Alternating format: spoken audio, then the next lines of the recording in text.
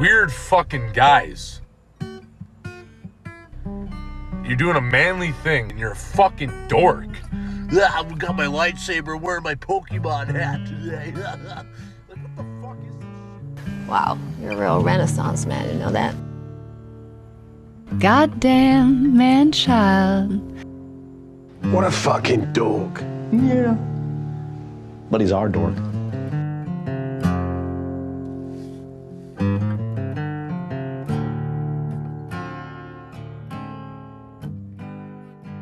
This is not for children. Jesus Christ, how many times are you going to say hello? Hey there, John. What's up, dude? So is this the podcast? This is the new thing we're doing. We're doing video now. No, I understand that, but I mean, so we're not. You have to look sideways to me. So we're not going to play the intro in the We're beginning? gonna fucking the intro already played. The audience heard the intro because they heard it. I edited it, but we didn't hear it. We didn't hear it because so this is a whole new like recording format. I'm all fucked up, man. I don't know. Well, usually like we sit here and you play the intro and then we just start recording on the laptop. Yeah, but the problem is humans are thing? dipshits. And they can't see our fucking images. All right. So now they can see that I'm a hardcore alt-right conservative, crazy, we're on the racist, set of, homophobic, piece of shit, no good motherfucking scumbag. We're on the set of American History X down here. We're here to spout our propaganda so that we can infiltrate your children's head. Chris is a chicken hawk. Or maybe I'm just a veteran and I like. Nah, the American I appreciate flag, being an American. Since people guy. don't usually see the set and they don't know what it looks like down here, Chris has an American flag because we live in America. It has nothing to do with anything else. He's not like an ultra-right conservative Republican who. I mean, behind that door, Yeah. That's where I hide my swastikas. You know, don't tell my wife. Yeah, I had a like guy. that. I had a guy that tried to like accuse me of that one time. Why? Well, he accused me of being racist, and I said, here's a picture of my family and me. Yeah. And then he's like, oh, I bet you do that just so you could say all this stuff. And I'm like, say what? I didn't say anything about black people, first of all. Right. Yeah, you fucking moron. That's like being like against gay people but having a boyfriend or something. Dude, so I know a guy like that. I know a very conservative gay guy that like habitually like gets drunk and says nasty shit to gay people. Really? Yeah, but dude. He's gay. But he's like sitting next to his like very flamboyant boyfriend in a bar. So and he's like the bear and the other guy's like a twink. I think he just talks shit. I think he like, dude, there's a lot of trolls out there. You know? Yeah. Yeah, I could. Well, I mean, trolling people for the sake of trolling them, I understand that. Like just to have fun with people, but like. I don't know. It would be an awful lot of work to go through to like. Ooh. I'm going to raise an interracial family. But I did. I'm going to commit. I am the ultimate troll. Yeah, that's crazy. Why would somebody think that? On Tuesday nights, I go to my clan meetings. You know, my wife doesn't know. She actually thinks that I'm just shopping. You know. Well, she does know. She supports it. You know, we're very progressive. The Klan is very progressive nowadays. I mean, you saw that, Chappelle skit, right? Yeah, with Clayton Bigsby. Well, yeah, but there's also gay Klansmen now too. They wear pink instead of white. Mr. Show had like a sketch like this too one time where they had like a black Klansman or something. Really? Yeah, a long time ago. Oh. That's like the smartest comedy show ever written. I tried to watch it, dude. I couldn't. Oh. I didn't get Maybe too far you need into to watch it with like a friend or something. You know, sometimes like you watch something by yourself, you're like, this ain't that great. But then you watch it with like somebody, and you start to like, you see that like, oh, I understand now. I think you ever have that? Well, I also think that you miss so much because in the beginning you're watching it and you're like trying to understand the story. You know, like so. There's really no story. Yeah, but it's the same thing for me and this guy Tim Robinson. Dude, the more I watch his episodes, he's got 3 seasons. They're pretty quick. They're short little clips on each episode. But the more I watch it and pay attention to weird little shit that he says, I fucking die laughing. Yeah, you he's know? got like a performance comedy type thing. Dude, it is like unbelievable. So I I'm think gonna. like you can't really judge anything by like the first few episodes of anything. I hated like, Trailer Park Boys when I first started watching it. Yeah, I know you so didn't I've never see really it, gotten but... into that, but like even like I told you before, like The Wire, I watched the first episode like 5 times before I ever continued the series. Yeah. It took me 15 years to watch The Wire.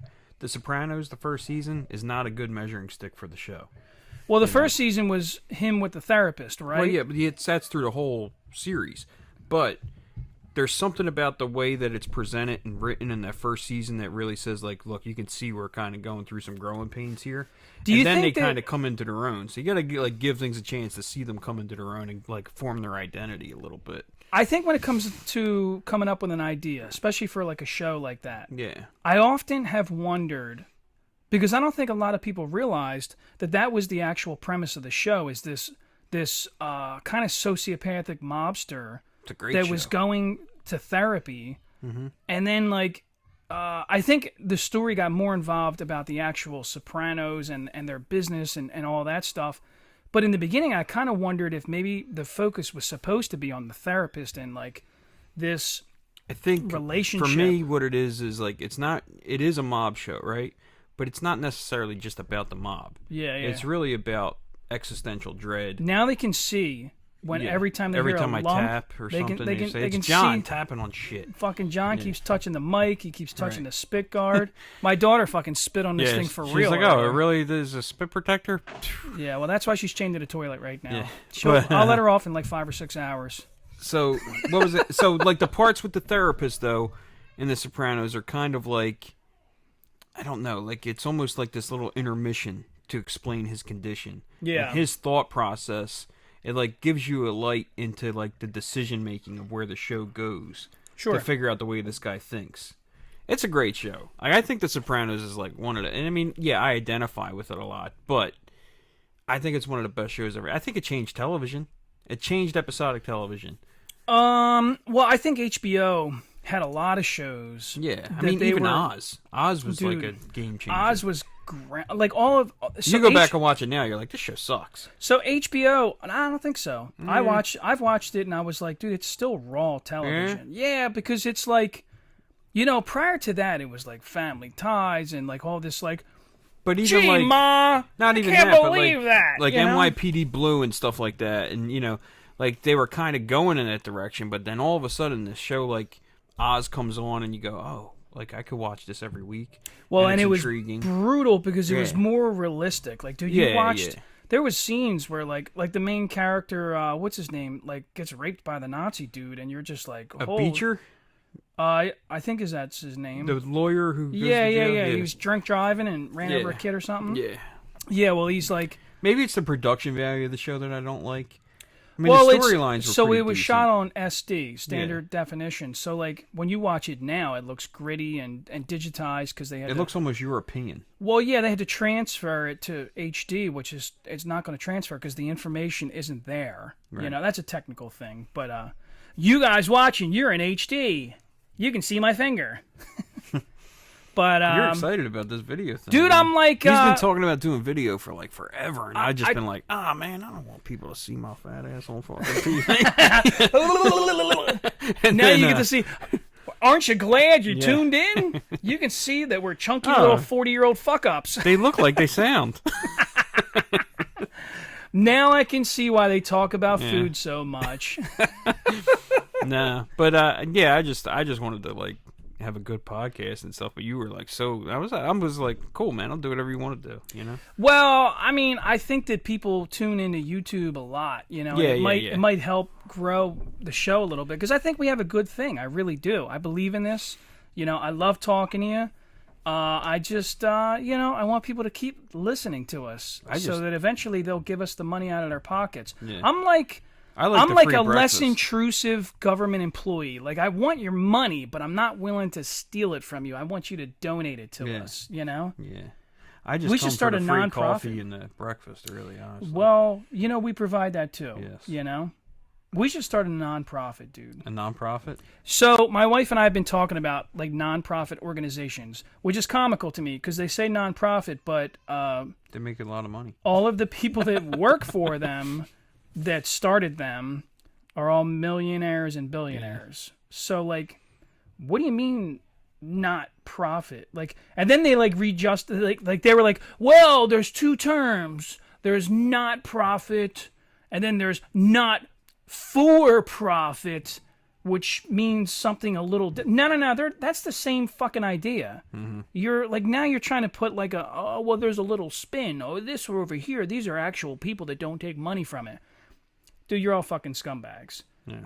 And I'm not upset because I'm going to do it too. I'm going to start a non-profit for like my walls need to get painted, or I don't fucking know, but like, I think, for everybody that likes to act like they're not a capitalist or whatever. yeah, We're all pretty, like, entrepreneurial kind of people. I mean, like, if you're out there door dashing, yeah, you're kind of like yeah, monetizing your services, yeah, man. I And I don't during judge the people. week, if I'm awake, I want to be getting paid for it. Yeah. And that's how I think. Like, that's why I do the deliveries. And the Dude, when pickups I and stuff talk like to that. you, I think somebody should be paying me for this. Yeah, exactly. Somebody should be paying me to sit here with you, right? And it eat my should be breakfast you. and drink my cranberry Right. juice Exactly. in my nifty 50s cup. Thanks, guys. Joe and Theo. Yeah. Little endorsement there, bud. You can send a check to me. I'll give John All his right. usual Dead percentage air. of 5%. All right, so listen.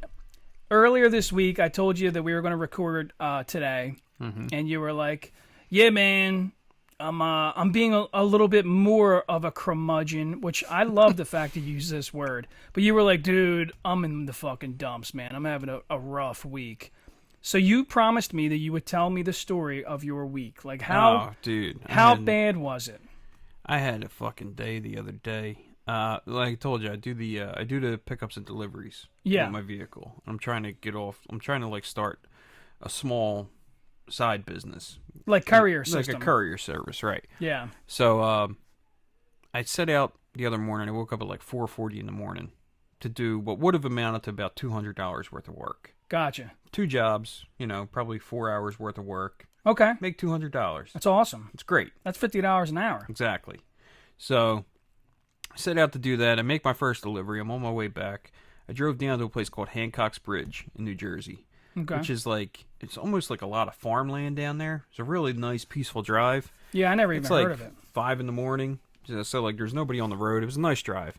I'm on my way back. I'm getting off on the Commodore Barry Bridge, and I just got into Pennsylvania. I'm on the Commodore Barry, and I hear hissing outside of my. Stop hitting I that can't goddamn keep doing- table, man. I know. So like I hear hissing outside the car, and then my tire light comes on. I'm like, here we go. So I knew I had a flat tire. So I pull over on the side of the road. I get out, I look at it, and I'm thinking it would have been my front tires because I did need front tires. Yeah. Like I absolutely needed them. And I get out and I go, it's not the front tires. And I look at the back and I'm like, imagine that. Like the tire that I didn't think was going to go flat is the one that's flat. So I called up my mechanic and stuff. He was going to come tow me out and everything. And that would have cost me like $150 just to get towed.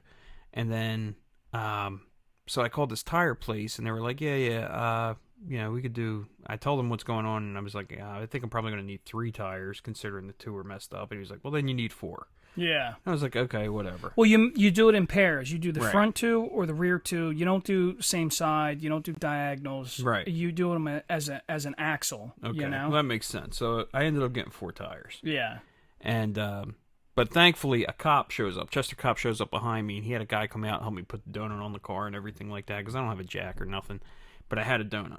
Nice. So the guy comes out, he helps me, and then I go to start the car up. Did you show him like a little cleavage or something? Like No, how I did you didn't get have the to do cop anything, to do it? dude. You didn't flirt Nothing. with He him? was just a cool cop. He just pulled over. He talked to me a little bit. He's like, Usually I tell my wife to to unbutton her It was shirt like a having little. AAA without having AAA. It was perfect. So there was like a little silver lining there. And then so I drive to the tire place. I get my tires on. Tires got put on in about 20 minutes. These guys got 4 jacks out, jacked my car up. Three dudes just put tires on the car. I was done. Like 3 dudes gangbanged your shit. pretty much, you man. know? They just teamed up on it, got it done. I get back out there. Plowed I had through one it. more job to do. I had to go to Philly and get some paperwork stamped at the U.S. Customs House. That's all I had to do. I figured I'm going to be in there 5 minutes. No big deal. Nice. I get there, pull up, I park. There's a sign that says 3-hour parking. Yeah. And then right next to it was a no parking zone. So maybe the ass of my car was in the no parking zone or something. Really? But either I don't know. Look, here's the deal, dude. I don't think they're like for what happened. I don't think it happens because like, you know, just by chance. Like I had to fuck something up here. You know, like I had to. Yeah, I don't know, man. I feel like the PPA are a bunch of cunts. I'm sure they are. They're on my cunt list. Well, dude, you know? I thought I was gonna be in there for 5 minutes. I get out of the car, I go in there. I'm in there for like 40 minutes. Yeah. And I'm like, come on, dude. Like this is crazy. Like they have the cushiest job in there. They're not doing DMV, nothing. dude. It's the same thing. It's not a DMV. This is a government job. I know, This but I'm is saying it's the customs. same type of Oh employee. yeah, it's a government job. Okay, Yeah. you're really wasting my time right now. The And, lady yeah, behind the counter's like, totally standoffish. These Yeah. guys were Fuck totally them, man. standoffish.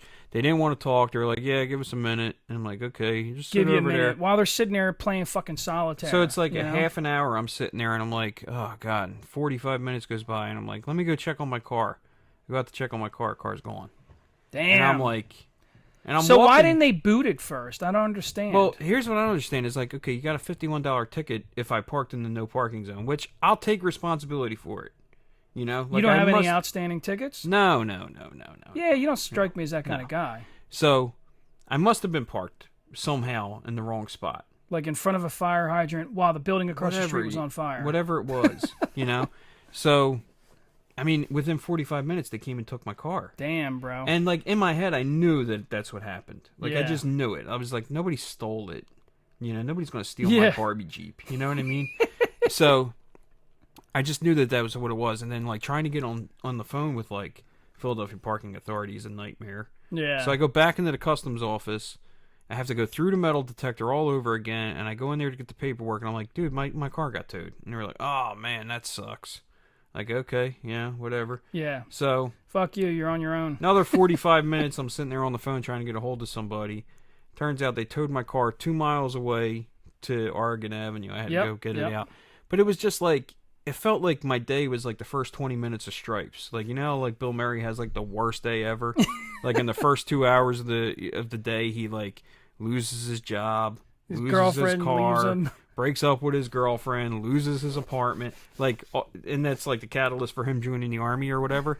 That's what it felt like. It was well, like, you should have continued down this path dude, and it joined felt the like army. the universe was trying to separate me from my Jeep. Like, look, whatever's going to happen today, in the end, you and the Jeep are getting separated somehow. So I spent my whole morning doing that, which should have took me 4 hours to make $190 some. Ended up costing me like $500. You know, like in a day. It was crazy. Damn. Sucked, man. Wild. Well, But you know what? Like, I always say things could always be worse. Right? Yeah. You know, like, I could have not had the money to pay for it. I could have, like, really been, like, stranded, which Yeah, I wasn't. And, you know, it's not that big of a deal. It's not going to, like, it's not the end of the world. Like, Yeah, you got to yeah. work a little bit harder. yeah, well, make this the money morning back. was another little Yeah, attribute. today, it's cold out, and the like I told you. No, the, dude, it had nothing to do with the cold. Your battery was the fucking battery done. was done. Yeah, Yeah, that was dude. it. Yeah, I went Yeah, out so there today we had and- to replace the battery in my car before we came down here and did this, and Yeah, man. wild. Yeah. But whatever, man. It's over and done with now. All right. Onward and upward. It's gonna be a much better day. Oh yeah, it has to be. Dude, we're down Has to here. be. We've rearranged this room so that you guys could see our fucking faces. Hi. Hi. And then we got some grits and eggs. And Grits and eggs. How'd you like them grits? I'm not a fan of grits. Dude, fuck grits, man. Who That the was fuck terrible. eats grits? And it's not in like I'm not eating it. I don't want to eat it. I My don't wife know, keeps maybe- throwing that shit I think down if my- maybe like if I had it before or something, like I knew a certain way to prepare them or whatever. And then she yells down the steps, "Oh, how come you didn't tell me it needed salt and pepper?" How the hell would I know? How the fuck would I know? Yeah, As I've far never as I eaten could grits a day tell, in my life. it needs a fucking trash can wrapped around. I eat grits the same way I eat coleslaw. I just scrape it into the trash. The only time I can eat coleslaw is on a fish taco. That is the Yeah. only fucking time that I'll eat coleslaw. You know, and it's like I have to like specifically not look at it. To know, yeah, right. Yeah, I'm like, yeah. Sometimes I'm not that's eating like this shit. that's the hurdle is like looking at the food. Yeah. Yeah. Yep. I ate them I saw you ate some octopus tacos. octopussy That tacos. was crazy, man. You ordered them by mistake? Dude, you want to hear that story? That's a funny story. Sure, go for it. So I was What hungry. else do we got to talk? We got nothing going on. We got nothing going on, but we got video. Yeah. So Dude, my wife orders from this guy that does these. What's his It's name? that Toro barbecue. Toro right? It's so barbecue, good. dude, is fucking Great food. amazing. Yeah, great. So food. it's Spanish style barbecue. He's got some steak skewers that are fucking amazing, dude. Usually whenever I try to get steak skewers, for some reason, to me they use a chunk of meat that is really tough. right. So no matter how I try to prepare it, it just doesn't seem to be that. I can't keep it soft. You know, Yeah. I can't keep it. You can't get that tenderness It's just to too it. chewy. Yeah. That guy, I don't know if he's cutting up filet mignons. I don't know what the fuck he's using, but it is super soft. Yeah. You take a bite out of it, and it like just falls apart on you, That's and you're nice. like, dude, that's awesome. So, so my wife calls me. She knows I'm running late, and I'm fucking running around like a nut, and I'm like, dude, I'm fucking starving. I was supposed to cook. I don't have time. I'm not home yet, you know? So she says, why don't we order from Toro's Barbecue? And I'm like, fuck yeah, dude, let's do that, you know? And I'm never disappointed. I love the skewers. There's they got a couple different types of tacos that are fucking amazing. They give you some kind of, it looks I don't know, like some kind of fucking, Is it like the onion? yeah, Like, there's some kind of dippy sauce. Do you dip it in? I think they usually serve that with like burrito tacos. Yeah. It's like onion, almost looks like an Looks au like jus an- a little Yeah, bit. yeah. Not like a thick gravy. No, but like, no, yeah. man. It looks like a soup, honestly. Yeah, it looks like you a know? soup. But it's fucking It's good. tasty. You Yeah, know? it's some tasty shit. So I'm all excited. I'm like, yeah, dude, she's gonna get some tacos. She's gonna get some fucking some steak skewers with some rice and some fucking veggies and shit. And I'm like, yeah, I'm like ready. I'm like getting hungry. I'm getting hungry right now thinking about Right. it. And I'm like driving home. Finally, she fucking texts me and she's like, I fucked up. And I'm like, I got "Oh, octopus tacos. what do you mean? You I don't give a fucked shit. up?" I'll fucking eat it. So, dude, I was so fucking hungry that she's like, yeah, I accidentally ordered the octopus tacos, and I'm not fucking eating these things. And I was like, I don't give a fuck. I gotta eat. no, dude, I was like well, did you You get were the steak disappointed? skewers? Did you get like other tacos? Like, what is the other meal? And she's like, well, I got beef tacos for me. Wait, you got me fucking octopus tacos? Like, hold on.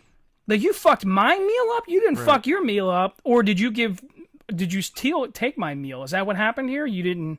Right. You're not gonna fucking. So I'm like, all right, whatever. I'll eat them. And dude, as I'm looking at this thing with these fucking tentacles, these tentacles. little circles, these little, I know what you the mean, little dude. suction cups on its fucking legs. I did it one You know? time at Spaza's. I got a seafood risotto, and they brought it out, and I'm thinking, okay, cool, seafood and rice, no big deal. you know? Yeah. There's like octopus tentacles my fucking- coming out. I was like, I can't eat this. So I'll say this: I ate it, and it was really good. Yeah, But my brain still had a hard time grasping that the like, visual. Yeah, like my brain is like, dude, what the fuck is Right. this? That's you know? wild.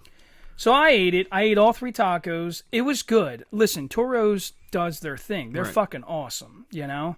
So I ate it. I mean, I'm not in a hurry to get them again. No. But if somebody accidentally gets them, I'll try them again because I think it's also about like repetition. Right. Which I think is comical because I love like these 2 shows Alone on History Channel. You ever seen it? No. And then there's another one, Naked and Afraid, which I'm sure you've seen. I've heard of it. I've never watched it. They're survivalist shows. Right. They're like, you know, like I can't even find episodes of Survivor because I would like to see how they format them shows. But Alone is awesome because they take 10 contestants and they all are allowed to bring 10 items with them.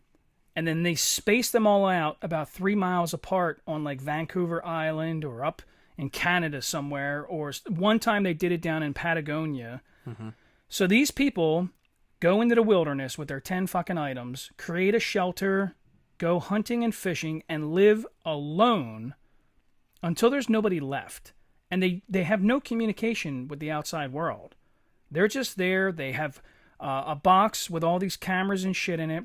Every couple days or a week or so, the camera crew comes back, gives them new batteries, charges everything for them, and then takes the footage and brings it back. And then they start editing and, you know, looking to see what the person's been up to. And they watch all this video footage. And that's the premise of the show. You're a guy on the show. Me and you are 3 to 4 or 5 miles apart. And we're not allowed to, like, make communication. You're not allowed to take a hike for 3 fucking miles and go find the other guy and, like, you know, hey, you still over there? Not allowed to do that. You just stay in your little area. You hunt, you fish, you kill any fucking thing that you're hungry. If you're hungry enough, fucking eat it. Right. So, dude, it's kind of, it's amazing. I think it's the greatest fucking show I've ever seen, Really? honestly. Yeah. Well, because on a human connection level, when they usually get to the last fucking person, they're starving, dude. These people are skinny, and they're malnutritioned, and they're fucking holding on for dear life because they have this big goal. They get $500,000 if they win, and a lot of them have like these really great, like, listen, man, I'm in fucking debt, and I've been doing survival stuff my whole life, and this is going to help set us up so me and my wife and kids, we can buy a farm and we can go live on the farm. Like, they have plans. Like, they're like, I'm working towards a big goal here, and if I just eat shit, like, it's about as great a show of, like, overcoming an obstacle, you know? But then, when they get to the last guy, so, like, there's 2 people left, and then the second person goes, you know what, dude, I'm done. I'm fucking starving. I can't do this no more. All you got to do is you take your little satellite phone, you hit a red button, and they go, hey, what's up? And you go, yep, I'm tapping out. I'm fucking done. Wow. And you have to quit. Yeah. That's how long it goes for, is until the second to last person quits. Until your constitution breaks, basically. Until you give up and say, I can't do this no more, you know? They usually last a little under 100 days. There's one guy that made it over 100 days, and they gave him $1 million, you know? And, dude, he was already kind of a hermit. Like, he was, like, dude, from the beginning, everybody knew, like, holy shit, this guy is going to fucking win. But at the end, it's amazing because you spend so much time alone that you start reeling and thinking about what is something that I could have done better in my life. And the guy admits on the show, like on the video, he's sitting here saying, you know, I have a sister that I don't really talk to anymore, and I have family. And he's like, I've been out here so long, and I've been alone so long that I really want to just see them. I want to see how they're doing, and I want to be more involved in their life, and I want to know their children. And it, like, people change, man. The people on the show, dude, it's fascinating human study. Yeah. And then, I don't give a fuck who you are. I don't care how tough you are. The last guy on every fucking season, and there's 7 of them right now, or 7 or 8, I think. Every fucking time, they always bring a family member in to, like, sneak up behind them. So this is what happens. Once you're getting down to the last 2 or 3 people left, they start doing daily routines, or every 2 days, they'll come out and do a med check on you and make sure that, like, your organs ain't shutting down. Make sure you're still alive. You didn't fucking catch your tent on fire, because several of them did do that. Oh, wow. They literally caught their shelters on fire and then had to call in and be like, dude, I have nowhere to live. I burnt this fucking thing to the ground. Come get me, you know? The one guy did it in the middle of the night, and they had to tell him, like, dude, we can't find you until like 5 or 6 hours from now when the sun comes up. Wow. Like, you have to, like, stay there and stay warm somehow, you know? And, like, that's what he did, you know? Mm-hmm. So when they're doing these med checks, that's usually when they let this guy know, dude, you won, you know? Right. And, like, they don't know, though. They have no fucking clue. They think so they're standing here, and it's fucking freezing cold. They're like, all right, dude, pull your shirt up. We need to check your heart. We need to look at your lung. You know, they're putting this thing on him. Meanwhile, they're asking him questions. So how do you think? How's it going so far? And, like, this is the only... He has no idea it's over. This is the only human interaction he's getting at this point, is them every 2 days. But now they're, like, starting to, like, talk to him a little more, because normally they don't. They're just like, yep, all right, cool, you look good. Hey, look, man, your health is, you know, you need to eat more fucking vegetables, or you need to, you know, eat some food. You need to get some nutrition going. But they always have, like, a family member sneak up behind them and then tap them on the shoulder and go, you did it, you know? Oh, wow. And, dude, they break down. Yeah, I don't give a fuck how tough they are. Yeah. Dude, they fall to the ground crying because they realize, like, all right, I'm fucking done. I don't have to do this no more. It's like a prison sentence, dude. It's like, dude, I'm fucking done. I don't want to do this no more. That sounds intriguing. Dude, it's so fascinating because I don't care how tough you are. We're all fucking humans, and if you suffer enough, dude, there's a breaking point, you know? I'm always fascinated with any story like that. When I hear about, like, I have met a few Holocaust survivors, and dude, The stories are. Whoa. Yeah, right. Whoa, man. Yeah. I mean, can you fucking imagine, you know, being that old and now explaining that, yeah, I once had a family and they were wiped off the map and in a horrific way. Yep.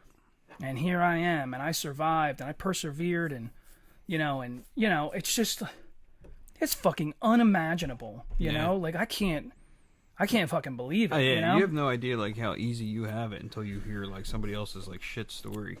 So, it is Veterans Day. When they watch this, it probably won't be. But today is Veterans Day, and I'll tell you a story about me being a veteran. That this is on the same lines of what we just talked about, is...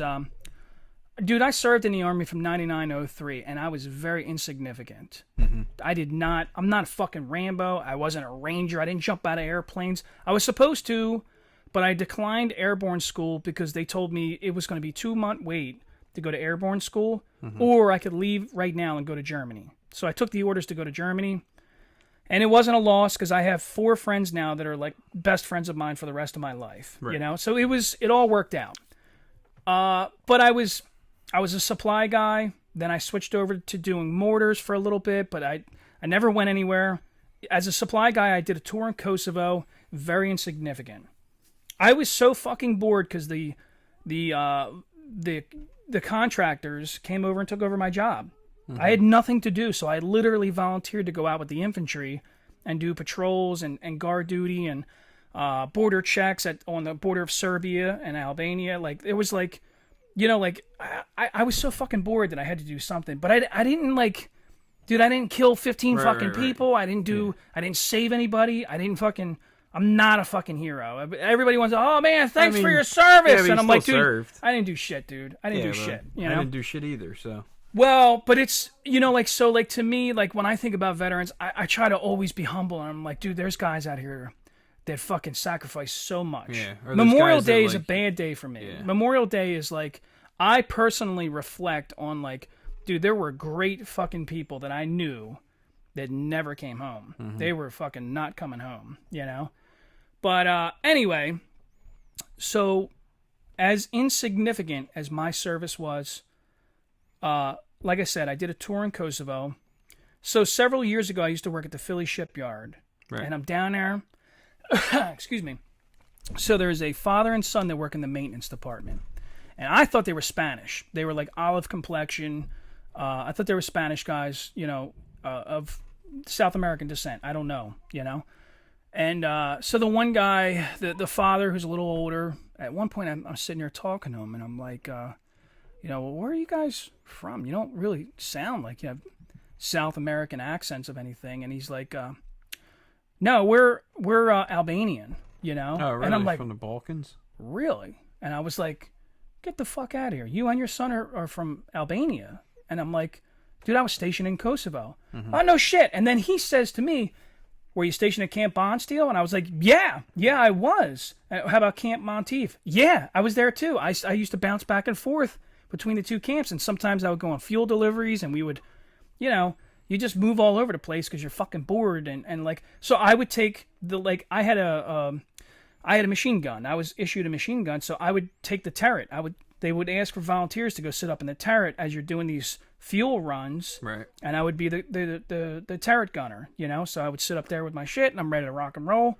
And it's like there was never any issues. We never got attacked. This isn't a war zone. This is a peacekeeping mission. But they still might try to rob you, so you know, you got to be prepared to protect yourself.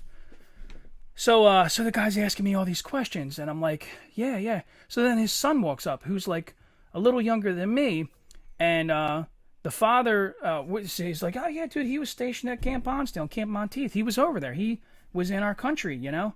Mm-hmm. So then at some point, the dad kind of walks away, and I'm fucking blown away. I'm like, dude, I've never met refugees from Kosovo, you know. And the guy goes, dude, I really appreciate you guys being there. And he's like. And I'm like, I'm doing the same thing that I'm doing you right now. I'm like, yeah, I don't know, man. I didn't really fucking do anything. Like, I didn't do anything.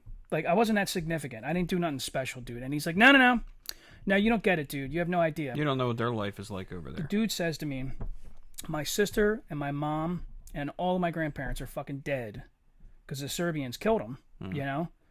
And he's like, you were one of the guys that stopped that, Yeah. I would be dead, you know? And I'm just like, yeah, I don't want to talk about this no more. Like I'm like starting to like fucking, I'm starting to tear up right now, honestly, because it's like, I can't imagine that, man. I can't imagine, like, dude, I think of myself as so insignificant. Like, I'm not doing anything special or crazy, you know? Like, I'm not fucking Rambo saving a bunch of... But the things that you take for granted every day that are, like, everyday part of your life that you even get frustrated with. Dude. It's like something that somebody else is like, you know... People don't know what suffering is, man. They don't know, like... They don't know how bad it can get, man. I am afraid of, like, you know, the big civil disputes in this country. I'm worried about a major world conflict. As a military person, I have to look at the big picture and see that, like, the Middle East is still very hot. You know, the Asian countries are getting a little crazy right now. You got China and North Korea that are acting real fucking nutty. Mm-hmm. You know, you got down south, you know, Trump started a bunch of shit in Mexico, which is, like, to me, is so fucking stupid because there are neighbors. You know, there are fucking neighbors. You don't like that there's drug dealers down there? Dude, there's drug dealers in our country. There's drug dealers in Europe. Drug dealers down the street. You know what I mean? There's drug dealers everywhere. You're starting a bunch of shit. Dude, have some diplomacy here, man, because you're fucking around with our literal border, our land border. Yeah. And to me... I think that was my biggest issue with Trump was that he didn't know how to conduct himself. Dude, that's I know Trump supporters that didn't act that, presidential. You know? Just didn't act. I've talked to a lot of people that were like, "Look, I mean, you know, he was a president, and you know, that's who I voted for, blah blah blah." But I just couldn't wrap my head around how unpresidential he was. Yeah, man, this ain't a fucking YouTube video or like a rap video over here talking shit and acting like an asshole. Yeah, right. Anyway. Happy Veterans Day. Mm-hmm. We won't go down the rabbit hole of politics, but it's I just wanted to say though, like to me, that was my moment of realizing what you did made a difference. It made it's I mean, it's not you shouldn't discount it like you didn't do anything. Yeah, I mean, it takes a lot just to make the commitment to the military to be like, whatever you tell me to do. I think my orders, dad's and I'll boot do it. my ass was the commitment. That was you're getting the fuck out of my house one way or another. Yeah, but either way, I mean, you still went through the training, you still went through the conditioning, you still went away from home to serve your country, to do whatever you were told to do. And look, you ran into somebody that it made a difference to, you know? That was that is a monumental memory of mine. I don't think I'll ever forget that because I mean, dude, I do know people that have passed away serving, and it breaks my heart. It fucking breaks my heart. Yeah. I'll tell you, I was such a coward that I knew 4 guys that died in Iraq, and I knew them. Listen, I used to like. This is the problem. You know, when I was younger and stupider and whatever, immature, I used to sit here and tell people, oh, they were really close with me. They weren't close to me. I'll tell you, now I'm honest about my life. They weren't close to me, but they were people that I knew. Yeah. I served with them. They were in a different squad, same platoon, but I knew them. These are fucking guys that I knew. Right. I definitely fucking drank with them and hung out with them. But it's like, to think that, like, I left the military and then shortly after, them guys passed away, you know, over there, and it's like the guilt. Like I remember thinking, like, I should do something. I should say something, you know, like, I don't know.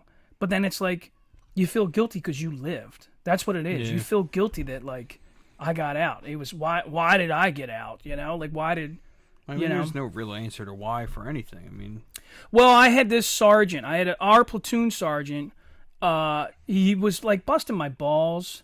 But it sunk in. He said to me, "You're really gonna leave us?" Like, he said that to me. He's like, you're gonna abandon us?" He said that to me as I was getting out of the military, and I remember thinking, like, at the time I was like, "Oh yeah, whatever, dude. Yeah, whatever." But then after I heard about them guys, you know, dying, dude, it fucking haunted me. A large part of my addiction was the guilt that, it wasn't just them guys. It was. Like a friend of mine from Eddystone, this young kid that, like, he was like the hang around kid. Like, well, like, there was me and my buddies. We were a squad, and this kid was another young kid that we knew. I came home from the military, and that dude knew that I loved cars, and I knew a little bit about cars, but he thought that I was like a genius. He had this Mitsubishi Eclipse, and he kept like beating my ear about like, oh, I want to do this and I want to do that. And I remember telling him like, dude, you're fucking crazy. That's too much work. It's too much. Don't do it. And he started like annoying me, you know, like it just started like getting under my skin. So one weekend, me and my buddies are at my buddy's house in Eddystone, and we're all preparing to go to the bar. I think we're going to Bootleggers or something. So that kid Joey, his name's Joey Shaftstall. The kid Joey calls us up. He called me. I didn't answer. He wanted to come hang out with us. I didn't answer. He called my other buddy Jay. He called Scott. He called these dudes that I hang out with. He called all of them, and they answered, and they were like, oh, hey, Joe wants to come with us. And I'm like, dude, fuck Joe. Joe annoys the shit out of me. You don't know any better. You have no fucking clue what life is going to throw at you. So, like, in my head, young, naive, stupid, I'm like in my early 20s. I'm like, dude, fuck this goddamn kid. He's driving me nuts. You know, he's fucking up my ass about these goddamn cars. He keeps asking me all these stupid questions. I don't want to deal with him tonight. I just want to go out and fucking race hell and have some fun. The next weekend, he tried heroin one time and fucking died in his bedroom. That's terrible. His mom found him. Yeah. So, like, you know, dude, my whole life is like that. My whole life is like these people that come and go. And then, like, some of them just don't fucking... They don't live through it, man. So, like, the guilt thing was, like, a large part of, like... This ain't a very happy episode, man. That's fine. Fine. But it's like, I don't know, man. Like, I always reflect on my life now, and it's like, even the addiction thing, like sometimes people will be like, oh, man, you're a veteran. You must know, like, a lot of people that died overseas. And I'm like, no, the addiction thing was definitely, like, 100 times worse. Harder, yeah. 100 times worse. I have literally 100 fucking friends that have passed away because of addiction. Experiences are different for everybody. I mean, you have people that served in the military, like, you know, their job was to mow people down on a regular basis, and they have a hard time living with that. And then you got people, like you said, you know, your job was to ride the Tourette back and forth, and you know, I mean, I could have did anything, but I mean, you could have been put in a situation. You were in a situation, and you're on the fucking back of something with a fucking Tourette. You know, you fucking mowed people down at any moment. You know. Well, that was the job. Exactly. It may not have happened for me, but I was prepared to do it. But, I guess. mean, aren't you kind of glad that you didn't have to? You know, I'm fucking supremely glad. Right. Because this is the thing. I served with guys. In my mind, before the episode, you and I were talking about how could somebody kill another person, and this is a good segue into my theory of. There are 3 types of ways that a person could, in their head, be okay with killing somebody, killing another person. Me, I am ultra sensitive, man. I am an emotional human.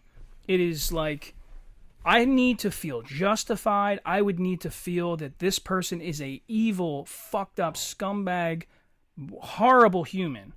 If I was standing on the front lines of World War II and Adolf Hitler was in front of me, I wouldn't feel bad shooting Adolf Hitler or an SS soldier, wouldn't feel guilty. I would be like, yep, this is justified, this is okay.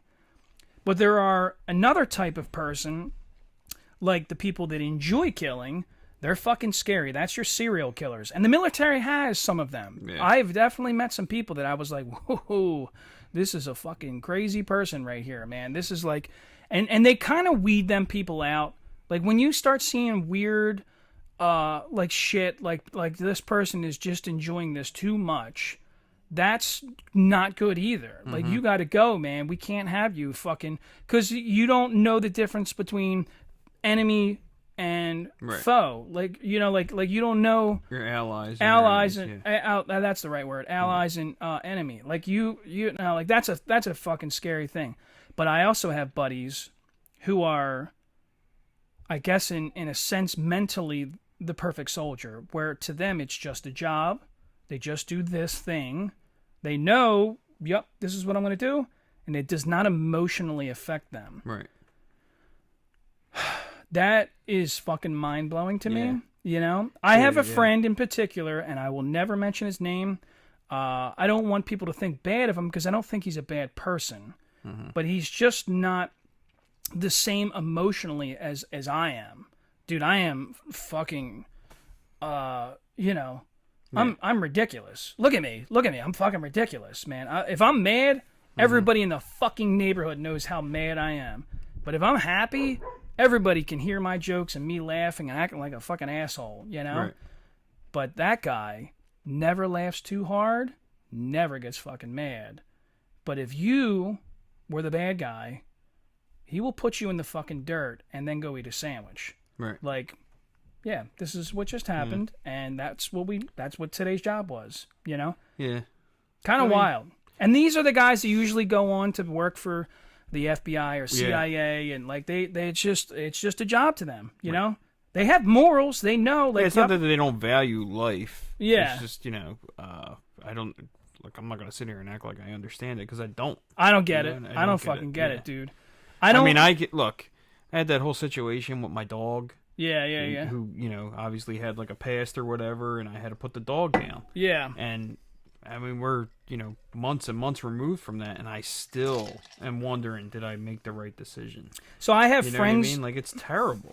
I have friends in prison, and in prison, I get along with prisoners and ex-cons a lot. I think military and prison are they have similar people, you know? Like, for some weird reason, we seem to have the same issues when we both come out, you know? I have friends that are ex-cons, and I have friends that are ex-military, and we all seem to have this same type of PTSD or hyper alertness, you know, paranoia a little bit. Like it's like this similar, but we also respect each other, and we know that like this is a guy that does not fuck around. We're usually very short and to the point. Like any guy that I know that's an ex-con is usually like, don't fucking fluff this up. I don't want to hear no bullshit. Just tell me the truth right now, you know? And that's the military guys too. The military guys are like that, you know? And I don't know, man. It's always fascinating because the military or the ex-con guys that I know will tell me the same shit. They're like, dude, there are dudes in here that are fucking scary, man. They don't get mad. They just fucking Sociopaths. Yeah, dude, he's like, they just walk around in their own little fucking world, and it's like, dude, if you get in the way, they're gonna fucking cut you open, you know? Wild. Scary world, man. Look, we're still on the screen, man. Yeah. We're fucking... So what sparked that? We were talking about, like, how, like, people can, like, abuse a corpse. That's what the conversation was. You were talking about... Because we were talking about Gaddafi, and we were talking about, like, Mussolini and stuff. Yeah. Like, where they had executed these guys. Like, these were merciless people who died mercilessly. Which, well, did they fuck around with Saddam? And they killed him? Saddam was captured and executed. Oh, really? So Saddam was, like, captured in, like a hole somewhere. And then, like, put on trial and sentenced. And they brought him to the United States, I thought. No, I don't think it was in the United. He was hung in Iraq. They hung him. Really? And I think there's footage of it and all that shit. But, like, they didn't, like, take Saddam's, like, body and, like, parade it through the streets. Whereas, I mean, it depends on how vicious you are. I think if you are a merciless fucking dictator like Gaddafi was, or, like, how Mussolini was and stuff like that. Like, I know Mussolini was, like he was stood there with his mistress, and they were shot execution style. But then they were, like, paraded through the town, and people would, like, abuse his corpse. So, like, I'm thinking, like, in the terms of, like, those people, the onlookers and the spectators that were, like, you know, bashing his head in or whatever the fuck, or, like, you know. Yeah, but like, what if he killed your family? I get it. I You get know? that's what sparked the conversation. I know that like, I'm an angry person, and I think that the people that are abusing that it's like corpse, the symbolism. Well, to me, like, I would want some retribution of, like, knowing that, dude, I put hands on this guy's body. Like, dude, you fucking harmed my family. Yeah, I guess. I would. There's a certain amount of.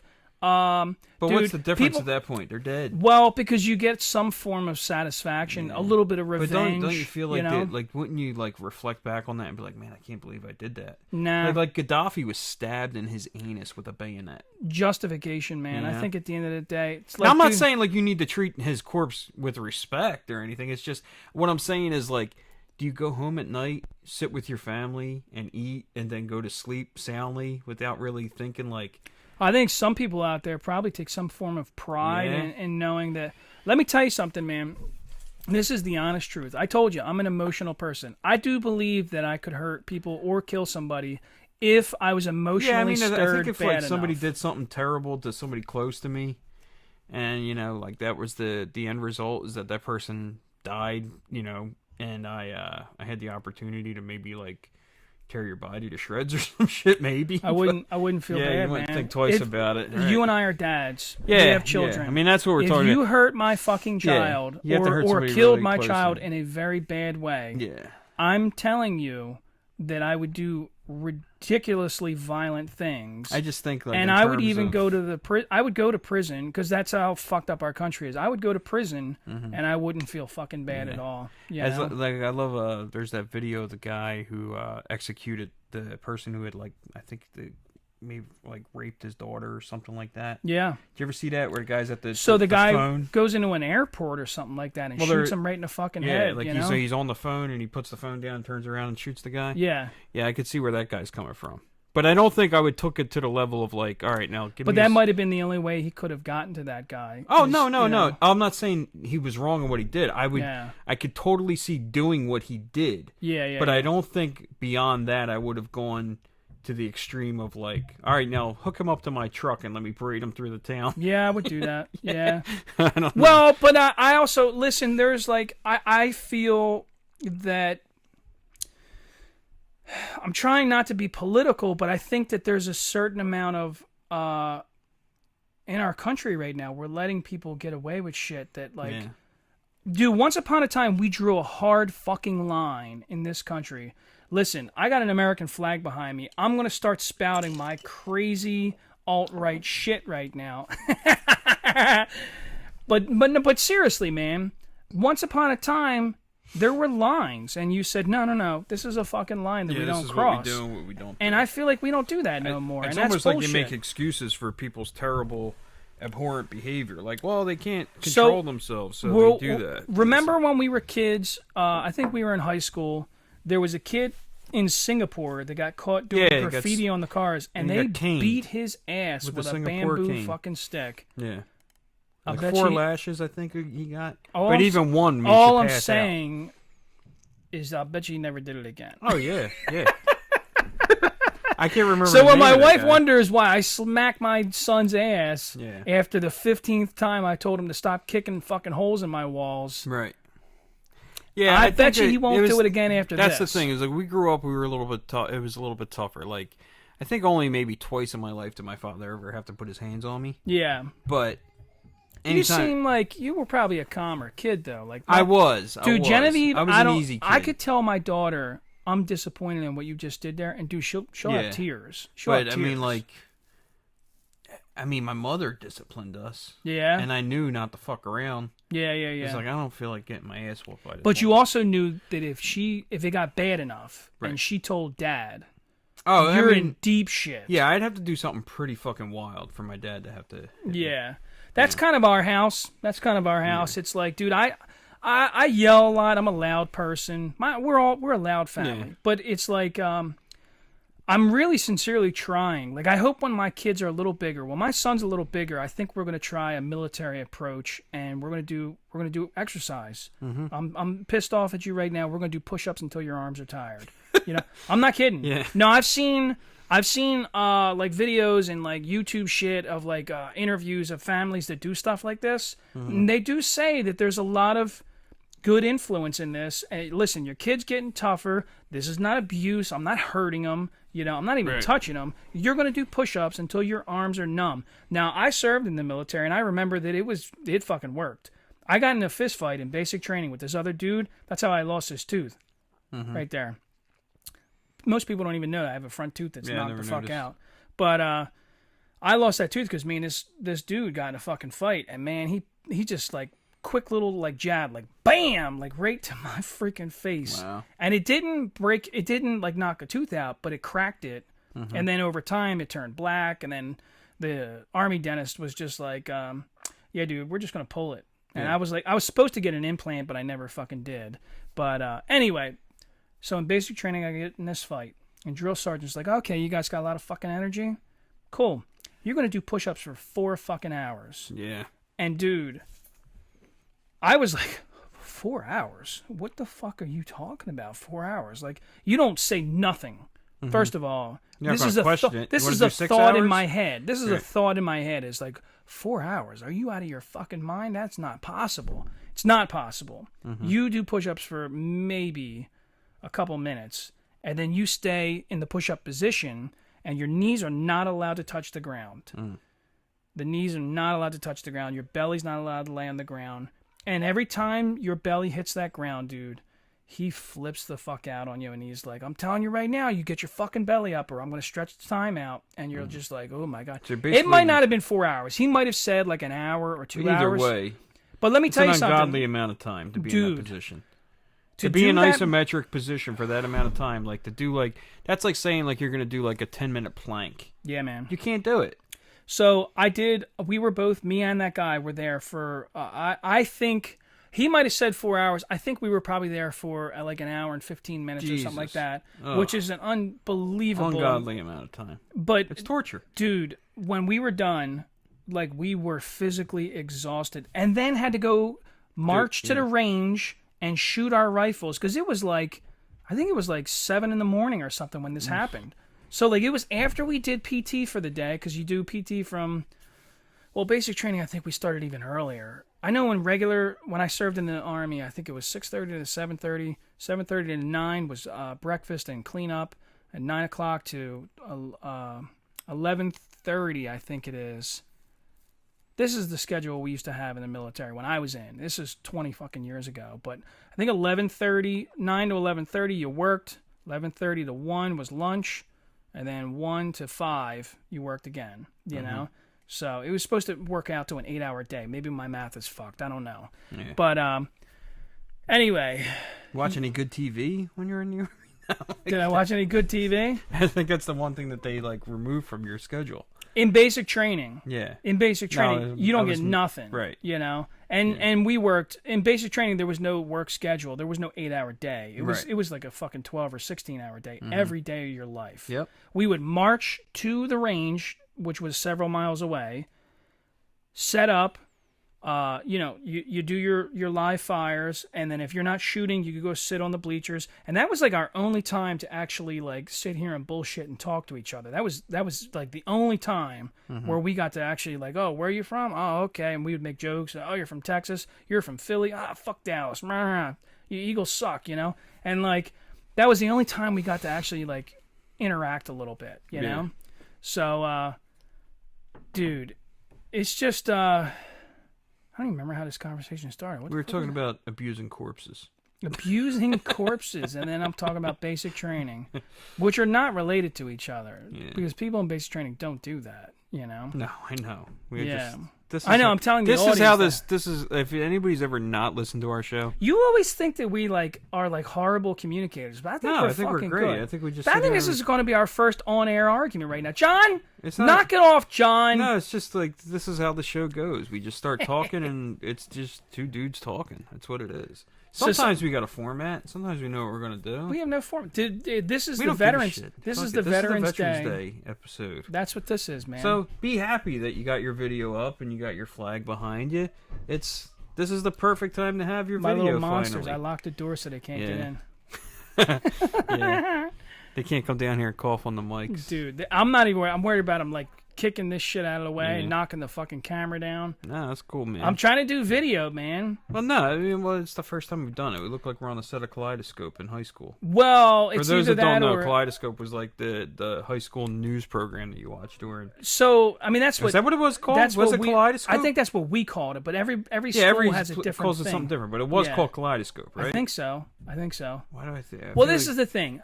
It was... I was designing this set, they call it.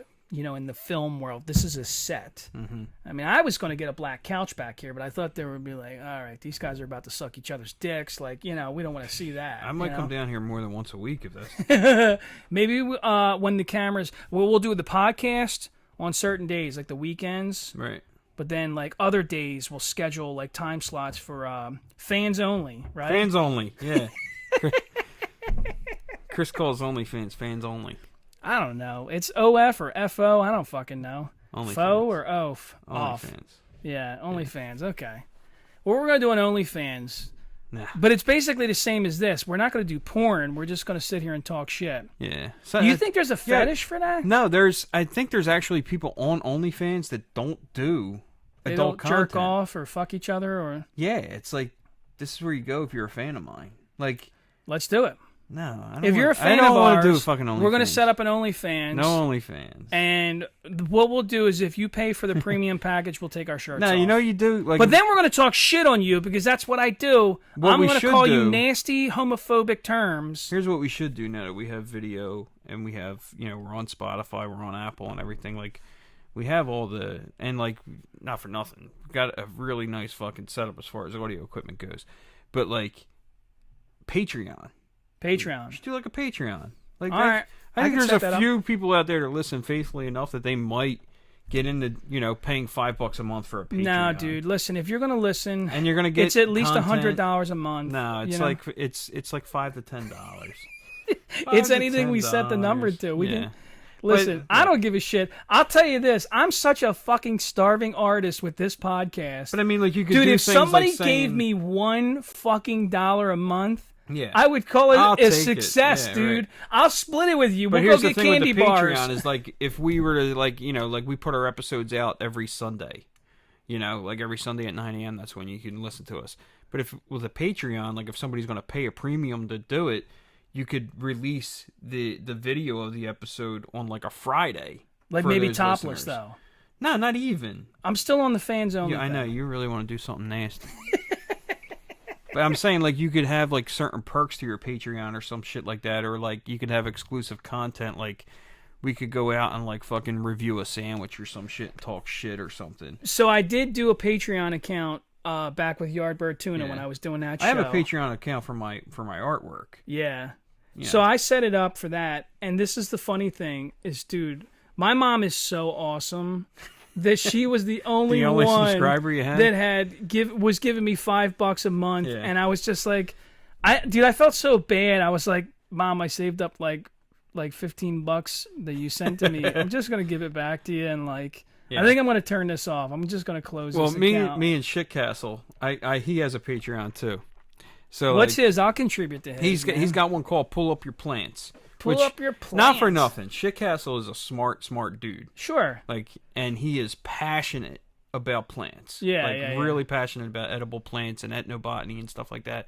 And he has a really elaborate website for it. Okay. And then he has his Patreon, and his Patreon has certain packages. Like, okay, with this one, you're a backpacker, you pay $5 a month, and this is the content you get. Or if you're a fucking, I don't know, whatever it is, a forager or some shit. I don't know what the fuck you would be. But then there's another tier, and then another tier. Yeah, and they're a yeah. little bit more expensive, and you get more shit out of it. So he's got a really nice Patreon set up. Yeah. So I went on the what one about day, like the hydroponic dealers? Like what do I you, have no hydroponic farmers? That's the guys that grow weed yeah, inside. Maybe they got in, like, something water else for tanks those and guys. shit. But I fucking subscribed for the $5 a month, and then I set up my Patreon, and he subscribed to mine for $5 a month. So we just cancel each other out. Yeah, yeah. And for the longest time, he was my only subscriber. yeah. So it was like the $5 I was giving him, he was just giving it back to me. It was like it was a total wash. That's okay. Yeah, it was totally cool. But like he's super supportive of like my artwork and stuff like that. And like not for nothing, his fucking I got interested in ethnobotany.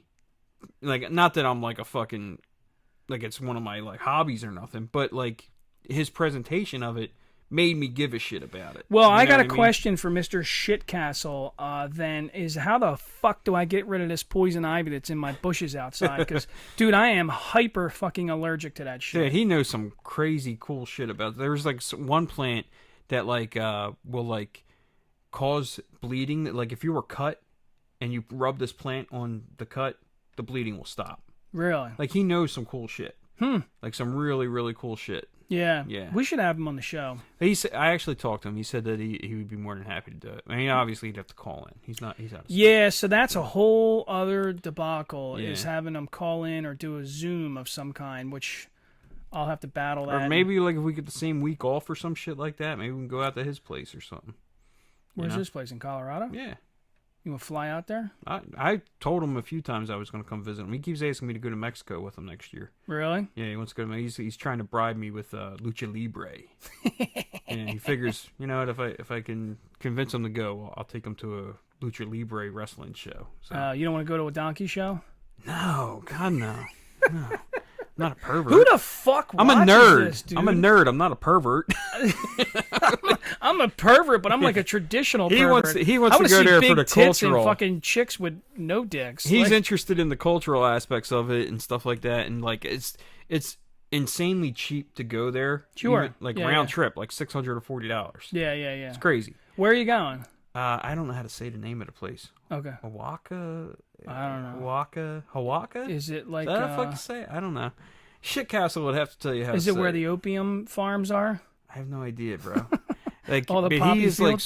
super interested in going. He really wants to go in the worst way, and he's like, "Man, that'd be cool if you came." And like, you know, we sit there and we talk back and forth on this video app, and he was like, "I think they have like lucha libre down there." And as soon as he said that, my ears perked up, and I messaged him back and I said, "That might be the only way you get me to go."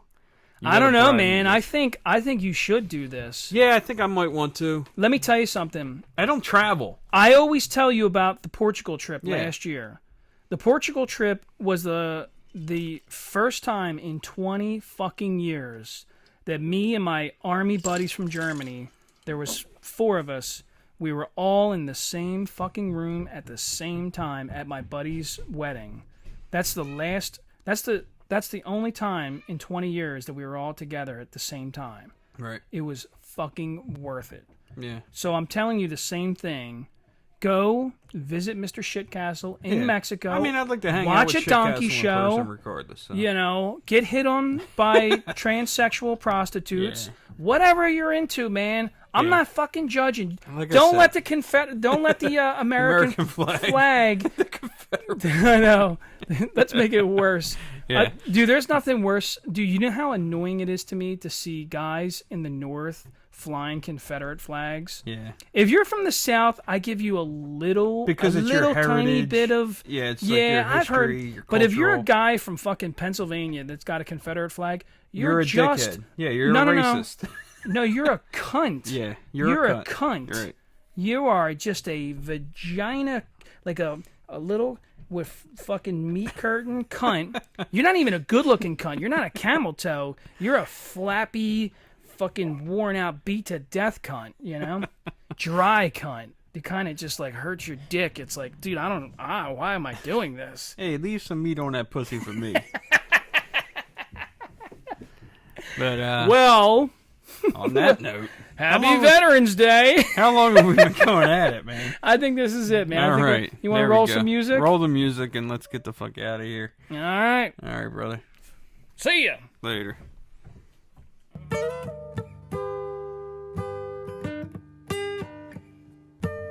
Thanks for listening to Renaissance Manchild. Renaissance Manchild is a Yardbird Tuna production.